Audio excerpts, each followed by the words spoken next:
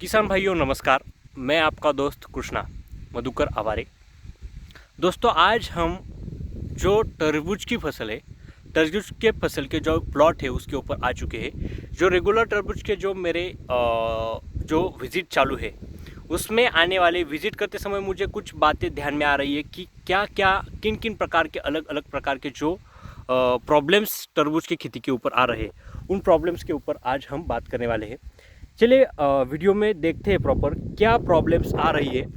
दोस्तों इस फसल की प्रॉपर वेजिटेटिव जो स्टेज है वो हो गई है, वेजिटेटिव ग्रोथ अच्छे हो गई है, लेकिन जो सेटिंग अवस्था में हमें दिखाई दे रहा है कि ड्रॉपिंग की समस्या। देखो अब यहाँ हम देखते हैं कि सेटिंग प्रॉपर हो चुकी है, लेकिन आज मैं जो प्रॉपर प्लॉट के ऊपर विजिट कर रहा हूँ, जो गर्मी बढ़ गई है और गर्मी बढ़ने के कारण जो प्रॉपर पॉलिनेशन होना चाहिए वो प्रॉपर पॉलिनेशन नहीं हो रहा, और पॉलिनेशन प्रॉपर न होने के कारण हमें ऐसा दिखाई दे रहा है कि ड्रॉपिंग की समस्या यहाँ ज़्यादातर बढ़ रही है। दोस्तों ड्रॉपिंग की समस्या बढ़ने के बहुत सारे कारण है, जैसे टेम्परेचर बढ़ जाना, और टेम्परेचर बढ़ने के कारण प्रॉपर फोटोसिंथेसिस या फोटोसिंथेसिस एक्टिविटी प्रॉपर नहीं होना। उसके साथ ही जो प्रॉपर जो हमारे बेल है या वेल है वो प्रॉपर वेल उसका फूड प्रॉपर तैयार नहीं करते, या दिए हुए न्यूट्रिशन ज़मीन से प्रॉपर अपटेक नहीं होना। इन समस्या हमारे जो तरबूज की खेती है उसके ऊपर दिखाई दे रही है। उसके साथ ही हम देख रहे हैं कि यहाँ जो हमारा आगे का जो शूट है, जैसे हम शेंडा कहते हैं, वो प्रॉपर शूट के ऊपर सकिंग पेस्ट, जैसे कि इस प्लॉट में थ्रिप्स का अटैक ज़्यादातर बढ़ गया है।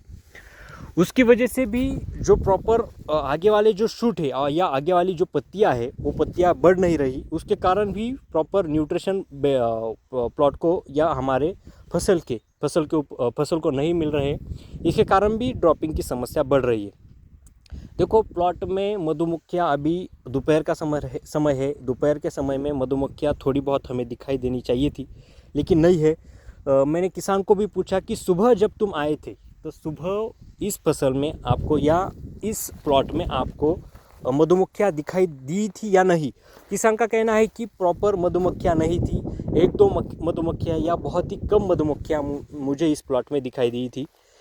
इसलिए मैं जो कहता हूँ कि बॉक्स जो आता है मधुमक्खियों का छत का जो बॉक्स आता है, आर्टिफिशियली अभी बहुत ही बाज़ार में मिल रहे हैं, जो मधुमक्खियों का पालन करते हैं वहाँ मिल रहे हैं। तो आप मधुमक्खियों का जो छत आते हैं वो आपके प्लॉट में लगाना बहुत ही ज़रूरी है।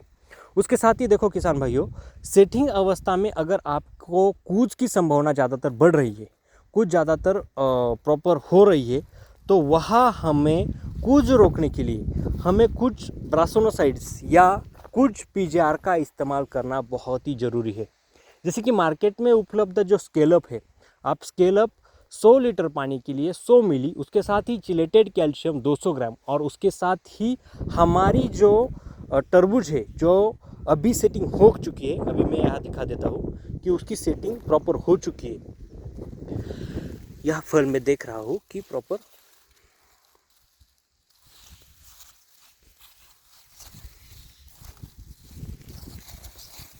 देखो ये सेटिंग अवस्था है। इस सेटिंग अवस्था में प्रॉपर जो सेटिंग है वो सेटिंग हो रही है, लेकिन वो जो कैप्सूल है, ये जो कैप्सूल है, इस कैप्सूल की लंबाई हमें ज़्यादा बड़ी चाहिए। अगर कैप्सूल की इस स्टेज में लंबाई बढ़ेगी तभी हमारी जो फसल है, हमारी फसल की जो उत्पादन है हमें वो अच्छा मिलेगा। इसलिए मैं कहता हूँ कैप्सूल को बढ़ने के लिए उसी स्प्रे में आपको चिलेटेड जिंक 100 ग्राम या लिक्विड जिंक जो आता है ऑक्साइड बेस्ड जिंक 100 मिली आप 200 लीटर पानी के लिए उसमें डाल के, उसके साथ ही रोको थायोफेनाइट मिथाइल जो बायोस्टर कंपनी का आता है, आप उसका इस्तेमाल कर सकते हैं। जो मैंने स्केलअप बोला वो आनंद एग्रो केयर का है दोस्तों, बहुत ही अच्छे रिजल्ट है। उसके साथ ही अगर आपका ये स्प्रे हो चुका है या ड्रॉपिंग की संभावना बहुत ज़्यादा है, तो आपको स्केलअप का स्प्रे देने के बाद 4 या 5 दिनों के बाद आपको वहाँ प्रॉपर सेटिंग होने के लिए, ड्रॉपिंग की संभावना रुक चुकी है लेकिन साइज़ नहीं बढ़ रही है, हमारा जो फल है तरबूज का वैसा ही दिखाई दे रहा है, तो आपको उसके आगे आपको प्रॉपर स्प्रे लेना है। उसके बाद जो बॉन्ड आता है वीलूड कंपनी का, मैं ब्रांड नहीं कर रहा हूँ, मैं बॉन्ड कह रहा हूँ, जो 30 ग्राम का पाउच आता है वो आपको वापस लेना है। 200 लीटर पानी के लिए 30 ग्राम, प्रति एकड़ आप स्प्रे कर रहे हो तो 60 ग्राम प्रति एकड़ के हिसाब से आपको डालना ही डालना है। उसके साथ ही आपको लेना है 0946 जो कॉम्पो का आता है या अलग अलग प्रकार का आता है, अलग अलग कंपनियों का आता है, उसका आप इस्तेमाल कर सकते हैं। 0946 लेना है। उसके साथ ही आपको लेना है चिलेटेड बोरान। आप चिलेटेड बोरान ले सकते हैं या ऑक्साइड बेस्ड मटेरियल जो बोरान का आता है वो भी आप यहाँ इस्तेमाल कर सकते हैं। बोरान आपको लेना है 100 ग्राम। अगर ऑक्साइड बेस्ड बोरान का इस्तेमाल कर रहे हो आपको लेना है ज़्यादा से ज़्यादा आपको लेना है 100 मिली।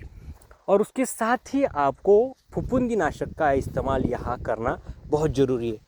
उसके साथ आप फफूंदीनाशक एंट्राकॉल ले सकते हो। अगर गर्मी बढ़ रही है तो एंट्राकॉल का इस्तेमाल करते समय थोड़ा कम किया, मतलब 200 लीटर पानी के लिए 300 या 400 ग्राम तक भी किया तो भी आपको उसका प्रॉपर रिजल्ट मिलेगा।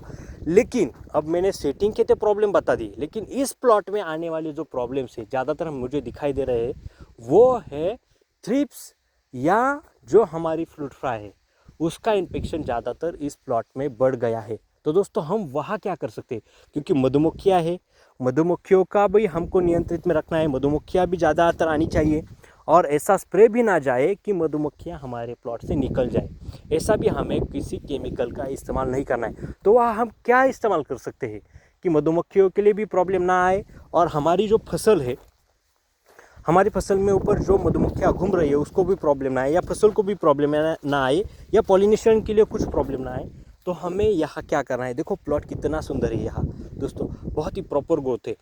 हमारा जो मेन सब्जेक्ट था आज तो था सेटिंग अवस्था में आने वाली जो अलग अलग प्रकार के जो सेटिंग अवस्था में हमें प्रॉब्लम्स आते हैं उन प्रॉब्लम के ऊपर बोलने वाले थे। लेकिन ये जो एक्स्ट्रा सब्जेक्ट मैंने ले लिया है आज कि थ्रिप्स का प्रकोप बढ़ने के बाद आप क्या कर सकते हैं। लेकिन क्योंकि थ्रिप्स का प्रकोप अगर सेटिंग अवस्था में है तो जब हमारी फ्रूट हार्वेस्टिंग के लिए आती है तो सबसे ज़्यादा वहाँ हमारे फलों के ऊपर स्क्रैचेस, जो थ्रिप्स स्क्रैच करती है तो वो स्क्रैचेस बहुत ही ज़्यादा बड़े बड़े दिखाई देते। इसीलिए मैं कहता हूँ कि आपको थ्रिप्स नियंत्रित के लिए आप किसी भी केमिकल का यहाँ इस्तेमाल ना कीजिए। तो यहाँ हम क्या कर सकते हैं, आप वर्टिसिलियम जो ऑर्गेनिक फफूंद आती है जिसे हम ऑर्गेनिक इंसेक्टिसाइड को किल करती है। ये देखो थ्रिप्स के बॉडी के ऊपर सर्वाइवल करती है। ये बुरशी है एक जो थ्रिप्स के बॉडी के ऊपर ऑर्गेनिक बुरशी है, या वहाँ आप वीबीएम का भी इस्तेमाल कर सकते हैं। नहीं तो आप वीबीएम 4K का अगर इस्तेमाल करें तो बहुत ही अच्छा है। उसके साथ आप कोई भी फफूंदीनाशक का इस्तेमाल नहीं कर सकते, उसके साथ आप कीटकनाशक का इस्तेमाल यहाँ कर सकते हैं। अगर उससे आगे जाए तो आपको जो एक्सप्लोर जो आता है त्र्यंबकराज एग्रोटेक का दोस्तों बहुत ही अच्छा है। या आप कंट्रोल टीआरएम, इन दोनों का भी प्रमाण, ये दोनों को मिक्स नहीं करना है, किसी एक को ही लेना है। आप एक तो एक्सप्लोर ले या कंट्रोल टीआरएम ले। कंट्रोल टीआरएम अगर ले रहे हो या एक्सप्लोर ले रहे हो तो 300 मिली तक आप इसका इस्तेमाल कर सकते हैं।